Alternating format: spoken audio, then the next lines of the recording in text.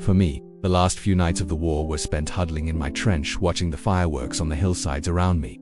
As the final battles unfolded, I would sip my mug of tea, hands wrapped around it for warmth, watching our tracer rounds go up the mountain and the RG tracer rounds coming back down. From this distance, it all looked quite safe and jolly, like some sort of video game or bonfire night show.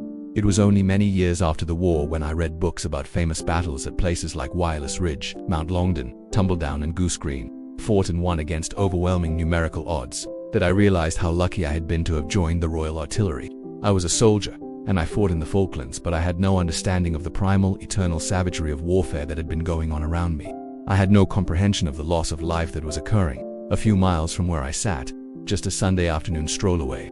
Men with families, with wives and kids, were lying dead, their heads blown apart. Others were holding their guts in, watching themselves bleed to death. Still others, full of shrapnel, or dismembered by artillery, or stuck through the throat with a bayonet, were finding different ways to die.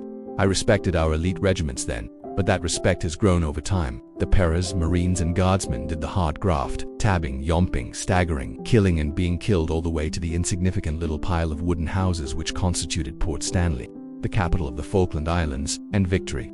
In doing so, they continued the tradition of British soldiers throughout the history of our army. They won because their training was first-rate, because they were hard men, and because they believed in each other. Regiments like the Paras and the Scots Guards, and the Royal Marine Commandos, are much more of a family than a large outfit like the Royal Artillery.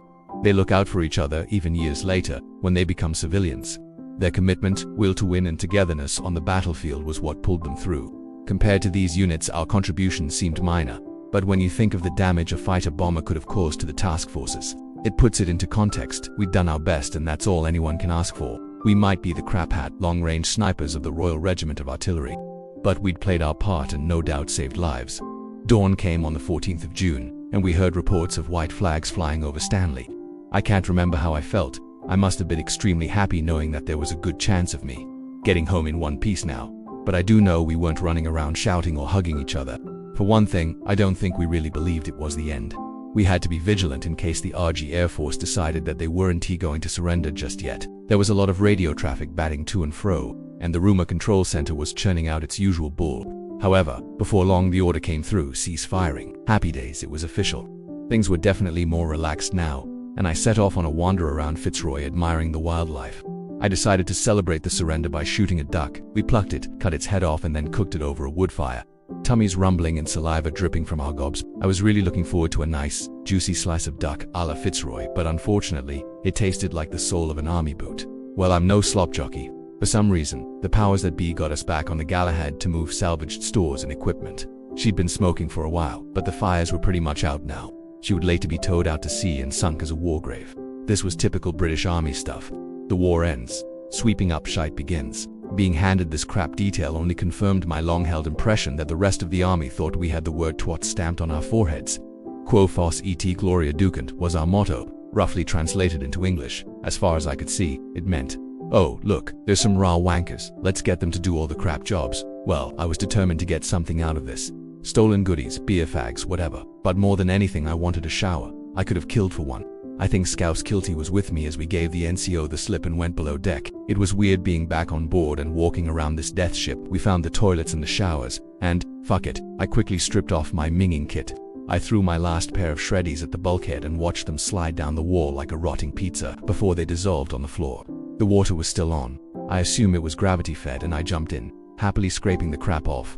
I didn't have any soap or shampoo, but it felt good, if chilly. I was even having a little sing to myself when the door crashed open and walked to monkeys. You know the type. I want a red beret, but I can't hack Pecoy, so I'll join the RMP. And why do these tosserers always ask you obvious questions? What the fuck do you think you're on? I'm on the Galahad. Yes, but what do you think you're doing? I'm having a shower. Get your fucking ass out of there now. What's your name, rank, and number?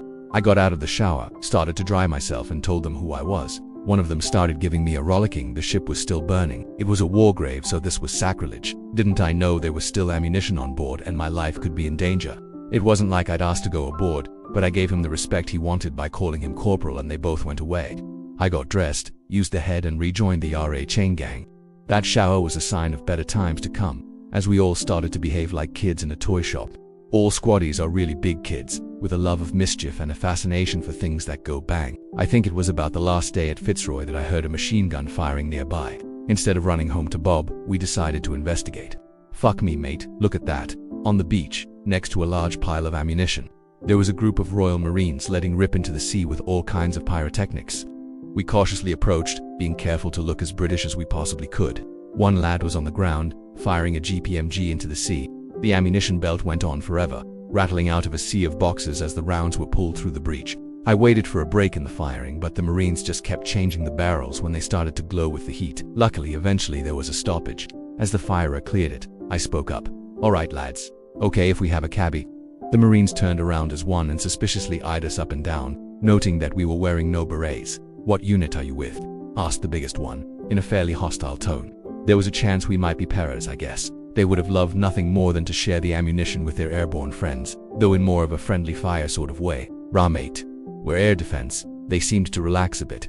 "Okay lads, fill your boots. There's plenty for everyone. Roll up, see if you can win a teddy." This was the most fun-packed hour of my military career. A huge lucky dip of death. I grabbed a wooden box of grenades from the pile and started pulling the pins and throwing them into the sea. It reminded me of the old black and white World War II naval films when a U-boat is being depth-charged. A dull thud followed by a huge fountain of water and then a load of dead fish floating to the surface. Bonsai, they should have recorded this for an army recruitment film. The most fun you can possibly have with your clothes on. And no more far-fetched than some nig windsurfing off the Bahamas. A box of grenades later, and a few hundred South Atlantic marine creatures floating about, we moved on to a box of 66mm anti-tank weapons. I'd never fired one before, but the instructions were on the side. It was a bang-and-bin weapon, a bit like the girls in Sunny Scunny, only you didn't have to spend all night throwing drinks at a 66. The Marines had found an interesting figure 11 target to fire at, not the usual shape of an ugly, commie bastard infantryman. No, this was slightly bigger and had the words RFA Sir Galahad painted on the side. I watched as they hosing the ship down, wondering whether any bastard was stupid enough to be having a shower on board. The instructions for the 66 were something like extend to full length, pull out the safety pin, flip the sights up, aim, press the fire button, and away you go. Only the Yanks could be responsible for a bit of kit like that. Whoosh off shot the round, spinning through the air before exploding in the water to the stern of the Galahad. After having a cabbie on the Gympie, we said farewell to our Royal Navy pals, and left them fighting over the last few 66s. On reflection, of course, firing at the Galahad so soon after the dreadful loss of life aboard her was more than a little insensitive, but she was there, and she wasn't going anywhere ever again. As I say, I thought about this sort of thing much more deeply later on.